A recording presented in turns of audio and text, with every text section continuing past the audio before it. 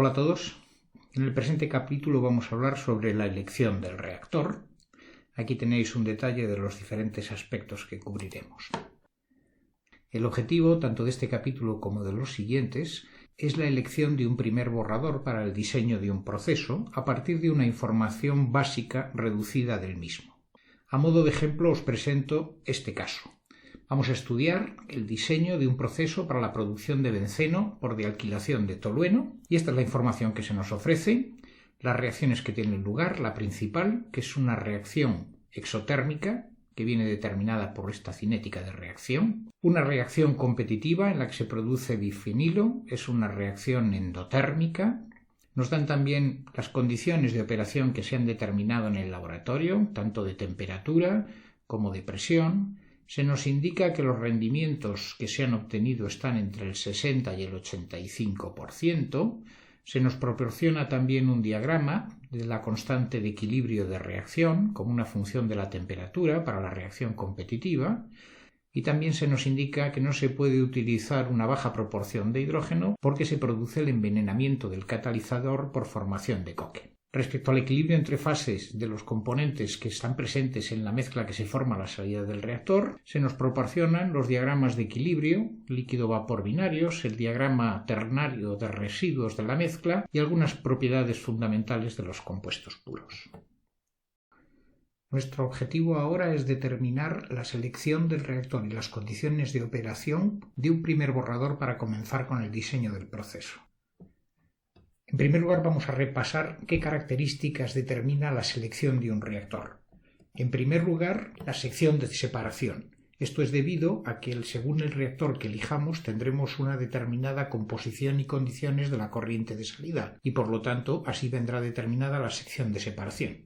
En segundo lugar, la selectividad del proceso, dependiendo de las condiciones nuevamente de reacción. Y esto determinará la cantidad de reactivos que hemos aprovechado para producir el producto y aquella que se ha perdido en forma de subproductos. También el impacto ambiental, dependiendo de los residuos que hayamos generado. Y determinado por estos tres factores previos, la viabilidad económica del proceso. ¿Qué aspectos hemos de considerar en esta primera selección del reactor? En primer lugar, cuál ha de ser el objetivo que persigamos en el diseño del reactor. En segundo lugar, el modelo de flujo, es decir, en qué forma vamos a poner en contacto los diferentes reactivos y los productos durante el proceso de reacción. En tercer lugar, la concentración, y con esto nos referimos a si ha de ser en proporciones estequiométricas o en defecto o exceso. También temperatura, presión y finalmente fase, si es posible en las condiciones de reacción, seleccionar la fase en que ésta tiene lugar. Antes de pasar al estudio detallado de cada una de las condiciones que afectan al proceso de reacción, vamos a hacer un inciso para hablar del camino de reacción. El camino por el que desarrollamos una reacción no siempre es posible elegirlo, pero en algunos casos sí. Vamos a estudiar aquí una de esas situaciones y aprovecharemos para ilustrar el uso de una herramienta muy simple, pero potente, como es el cálculo del potencial económico.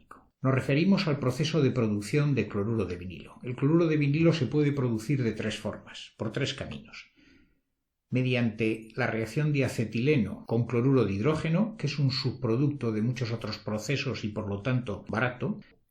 También se puede producir a partir de etileno, el bloque fundamental de la industria química, pero al no ser tan reactivo como el acetileno, necesitamos cloro en vez de cloruro de hidrógeno. De esta forma se produce el 1,2-dicloroetano, que descompone térmicamente en nuestro producto, cloruro de vinilo, generándose un mol del subproducto cloruro de hidrógeno.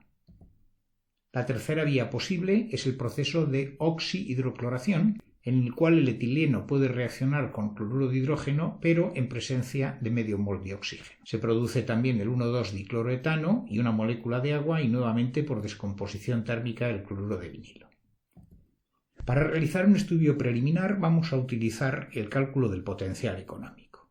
El potencial económico es un cálculo muy simple en el cual del valor de los productos generados se resta el valor de los reactivos. Por supuesto, no es un estudio de la rentabilidad del proceso, toda vez que no incluye la mayor parte de costes que corresponden a costes de operación, de producción, costes financieros, etc., pero sí que nos puede servir como un indicador y a facilitarnos el proceso de selección en muchos casos.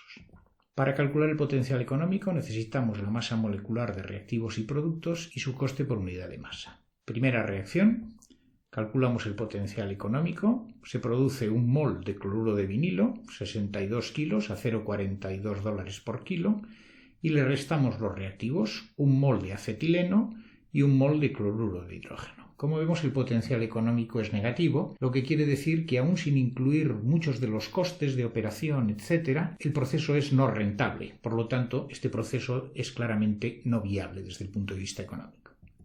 En el segundo camino de reacción, el etileno con el cloro para producir el cloruro de vinilo, el potencial económico es netamente positivo, 8,9. Sin embargo, en este caso hemos calculado entre los ingresos por venta de productos tanto el cloruro de vinilo generado como el cloruro de hidrógeno que se produce, que es un subproducto.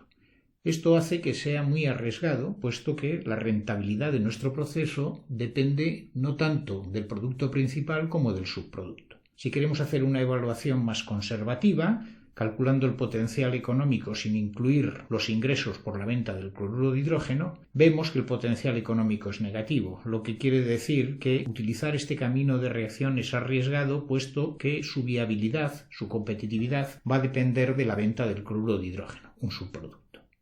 En el tercer camino de reacción, la oxihidrocloración, el potencial económico, aunque es mayor, sigue siendo negativo. ¿Cómo puede ser entonces que se produzca hoy en día cloruro de vinilo si todos los caminos de reacción tienen un potencial económico negativo?